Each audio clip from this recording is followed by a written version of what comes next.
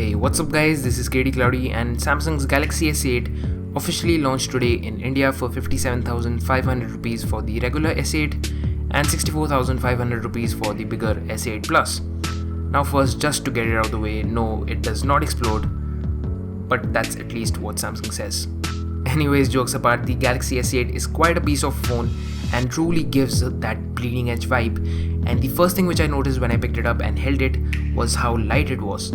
Incredibly light, both the S8 and the S8 Plus, despite having such a beastly vibe overall. Now, the display is the main star of the show for the S8 because it's totally new. It's a 5.8 inch panel for the S8 and a 6.2 inch panel for the S8 Plus display. Now, it does indeed sound huge, but what Samsung did was that they fit in a larger display without increasing the overall size of the phone by reducing the bezels and keeping minimal borders, which is also supposed to bring a more immersive experience when you consume media. The resolution comes in at 2960 by 1440, which is about 400 pixels taller than standard QHD, at an aspect ratio of 18.5 by 9, which means that you can watch movies in their full glory without any black bars. Now, since they reduced the bezels, they also scrapped the physical buttons for customizable software buttons, which is supposed to feel like a regular home button, and well, it doesn't, and it's basically the same as iPhone 7's home button. Also, the fingerprint sensor is now located at the back just next to the camera, and it's super hard to reach, so Samsung just added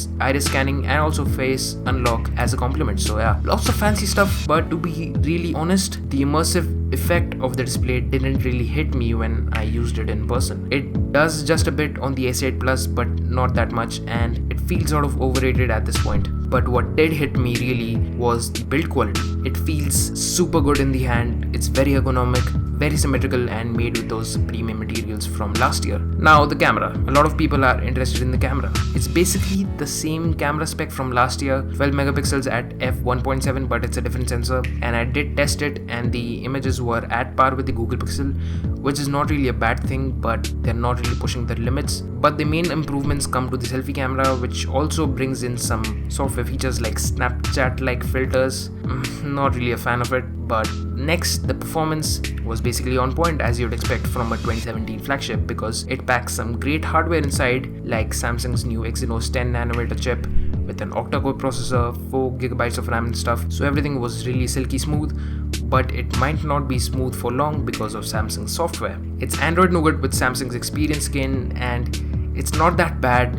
It's cleaner and it's good enough, but I hope that it does not take a hit on battery life and performance down the line. But more importantly, we have Bixby, which made it to India. It doesn't do much. It will basically show you relevant cards and widgets when you swipe left from the home screen. Basically Google Now cards and the whole feed, but Samsung. You also get Bixby Vision, which will basically search the entire web for a picture that you take. Feels like a gimmick and unnecessary, but oh well, you can turn it off. But other than that, we actually have some miscellaneous important stuff like Bluetooth 5.0, Gigabit LTE, USB Type-C, a headphone jack, IP68 certification from last year, which is great, microSD or UFS expandability, support for Gear VR, support for Samsung DeX, which basically lets you transform your phone into a PC and stuff like that.